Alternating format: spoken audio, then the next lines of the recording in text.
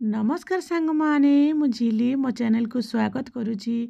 फूलकोबीर पूरी आजिर रेसिपी आपण मानक आनी देजी जोड़ा कि फूलकोबीर पूरी आपण माने पूरी तो विभिन्न प्रकार खाए पूरी तो खाइबे किंतु फूलकोबीर पूरी खाई कि हुए तो कम खाइबे किंतु आपण मानक गोटे टेस्टी फुला फुला फूलकोबीर रेसिपी आनी देजी फूलकोबी पूरी गोटे रेसिपी आनी देजी जोड़ा कि आपण माने खाइले पाटी रे एकदम पूरा मिले जीव ता सहित आर यही फुला फुला पूरी एते माने खास्ता हो मसलादार होती माने बहुत बढ़िया टेस्ट लगे थे बर्तमान तो मार्केट रे फूलकोबी चलती थे मो स्टाइल ये भाव में फूलकोबीर पूरी बनातु आ केमिति लागिला आपण मानकर अनुभूति मो सहित शेयर करंतु थे मो स्टाइल ये भाव में फूलकोबीर पूरी बनैकी पिलामानକୁ दियंतु आ निजे मध्य खाआंतु ता सहित यही फुला फुला पूरी केमती खास्ता आ ता सहित केमिति माने फुले फुलिकी पूरा भल भाव में हो पार आर ट्रिक एंड ट्रिप्स आपण मानक मुझे पारि ता सहित यही पूरी पूरी साधारणतः पूरी गोटे पूरी रोचे जोड़ा कि साधारणतः फुले ना किंतु आज आपण मानक पूरा एकदम नुआ उपाय बनैबी जोड़ा कि आपण माने हुए तो केबे जानि नथिबे आ केबे सुनी नथिबे आ चलतु सांग माने डेरी न करी आजिर रेसिपी देखिबा आजिर रेसिपी होची फूलकोबीर पूरी जोड़ा कि नुआ उपाय टेस्टी फूलकोबीर पूरी से मु गोटे फूलकोबी नहीं जाइए जोड़ा कि धला फूलकोबी से फूलकोबी को माने भल भाव में काटी भल भाव छोट छोट पीस करदे फूलकोबी जी आपण मान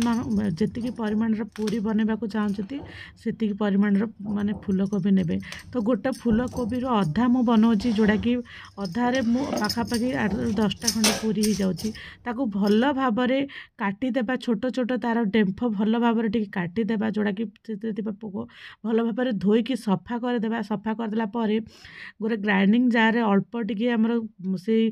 फूलकोबी ता सहित अल्प टिके रसुण ता सहित अल्प टिके आमर अदा यही ता सहित अल्प टिके गोटे चामच अल्प टिके आमर जीरा देदेबा जोड़ा कि जीरा ये फूलकोबी पूरी को डाइजेशन करिबारे सहायता करे ता सहित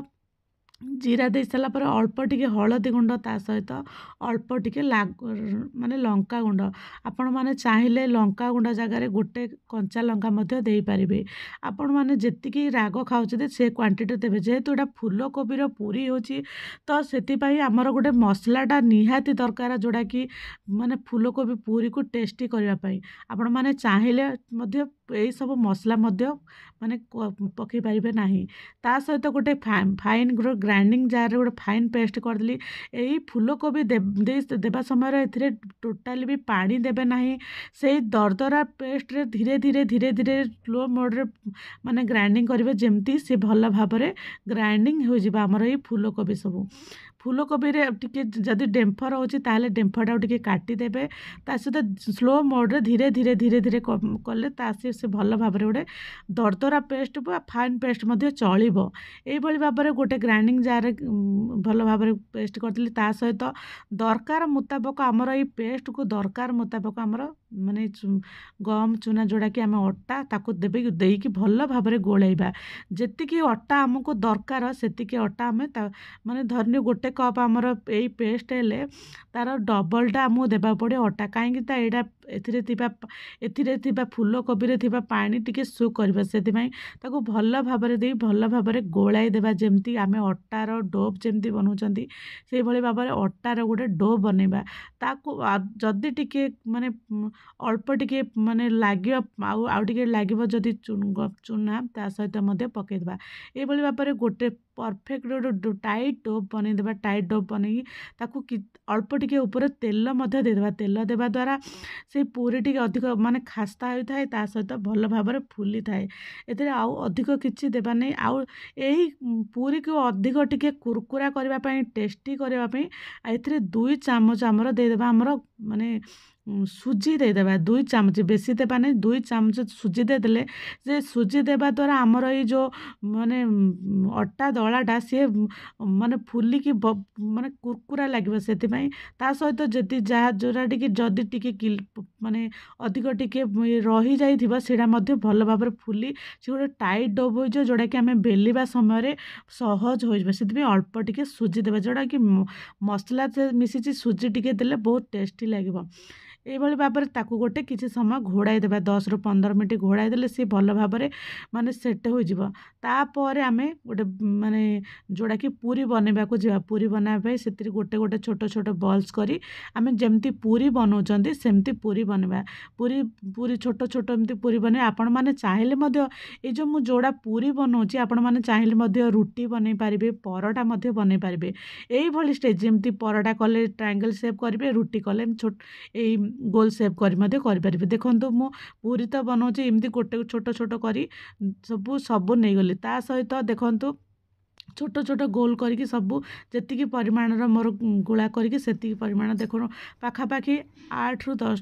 10ଟା ଖଣ୍ଡେ ପୁରୀ ହେଇଗଲା, ରେଡ଼ି ହେଇଗଲା, ମାନେ ଯେଉଁଟାକି ମାନେ ବେଲି ସାରିଲି। ତା ସହିତ କଢ଼େଇରେ ଏପଟେ ସାଇଡ଼୍ କରିଦେଲି, କଢ଼େଇରେ କିଛି ରିଫାଇନ୍ ଅଏଲ୍ ଦେଇଦେଲି, ଯେଉଁଟାକି ଲୋ ଟୁ ମିଡ଼ିୟମ୍ ଜାଳରେ ତାକୁ ଗରମ ହେବାକୁ ଦେବା। ତାପରେ ବେଶୀ ଗରମ କରିବା ନାହିଁ, ବେଶୀ ଧୂଆଁଦାର କରିଦେଲେ ପୁରୀଟି ପୋଡ଼ିଯିବ। ସେଥିପାଇଁ ଅଳ୍ପ ଟିକେ ଗରମ ହେଇଥିବ। ଦେଖନ୍ତୁ ଯେହେତୁ ପୁରୀଟା ପକାଇବା ସମୟରେ ଯେମିତି ବବଲ୍ସ ଏମିତି ଉଠିଯାଏ, ସେଇଭଳି ଭାବରେ ଗୋଟେ ପୁରୀକି ପକାଇବେ, ଯେମିତି ବବଲ୍ସ ଉଠିବ ସେଇ ପର୍ଯ୍ୟନ୍ତ ଆମକୁ ଲୋ ଟୁ ମିଡ଼ିୟମ୍ ଜାଳରେ ରଖିବା। ବିଲକୁଲ ବି ଜାଳକୁ ଟିକେ ମାନେ ହାଇ କରିବା ନାହିଁ, ହାଇ କଲେ ସେ ପୋଡ଼ିଯିବ, ବିଲକୁଲ ବି ଫୁଲିବ ନାହିଁ। ଦେଖନ୍ତୁ ମୁଁ ଧୀରେ ଧୀରେ କେମିତି ଆମର ଯେଉଁଟାକି ଆମେ ଛଣା ସାହାଯ୍ୟରେ ଟିକେ ଟିକେ ଦାବି ଦେଉଛି। ଦାବି ଦେବା ଦ୍ୱାରା ସେ ଯେଉଁ ପୁରୀଟି ଭଲ ଭାବରେ ପୁରା ଏତେ ସୁନ୍ଦର ଫୁଲିଯିବ। ଫୁଲିଗଲା ପରେ ବହୁତ ବଢ଼ିଆ ଲାଗିବ। ତା ସହିତ ଗୋଟି ଗୋଟି କରି ଯେତିକି ପରିମାଣର ପୁରୀ ମୁଁ ମାନେ ପୁରୀ ବେଲିକି ରଖିଛି ସେତିକି ପରିମାଣ ଗୋଟି ଗୋଟି କରି ମୁଁ ଭଲ ଭାବରେ ଫୁଲିବା ପର୍ଯ୍ୟନ୍ତ ଛାଣିବା। ଗୋଟେ ପଟେ ମାନେ ଭଲ ଭାବରେ ମାନେ brown colour, golden brown colour ହେଲା ପରେ ଆଉ ଗୋଟେ ପଟ ଏମିତି ଓଲଉଟିବା। କିଛି ସମୟ ରହିଗଲା ପରେ ସେ ଆରାମସେ ଫୁଲା ପୁରୀ ହେଇଯିବ। ବିଲକୁଲ ବି ତରବର ହେବା ନାହିଁ, ଧୀରେ ଧୀରେ ଦେଖନ୍ତୁ କେତେ ସୁନ୍ଦର ଫୁଲା ପୁରୀ ହେଇଛି। ଫୁଲା ପୁରୀ ହେଲେ ଯେଉଁଟାକି ମସଲା ଦେଇଛନ୍ତି ସେଇଟା ଖାଇବାକୁ ବହୁତ ଭଲ ଲାଗିବ। ଜଲ୍ଦିରେ ବିଲକୁଲ ବି କାଢ଼ିବା ନାହିଁ, କାଢ଼ିଲେ ଯେଉଁଟା ମାନେ ପୁରୀଟା ମାନେ ତେଲ ପିଇଯିବ। ସେଥିପାଇଁ ଧୀରେ ଧୀରେ ଦେଖନ୍ତୁ ପକାଇଲା ପରେ ତ ବବଲ୍ସ ଆସିଲା ପରେ ଫାଇନାଲ୍ ରେଡ଼ି ହେଇଗଲା ଆଜିର ମାନେ ଫୁଲକୋବିର ପୁରୀ। ଆଶା କରୁଛି ଆଜିର ଫୁଲକୋବି ପୁରୀ ଆପଣମାନଙ୍କୁ ନିଶ୍ଚିତ ଭାବରେ ଭଲ ଲାଗିବ।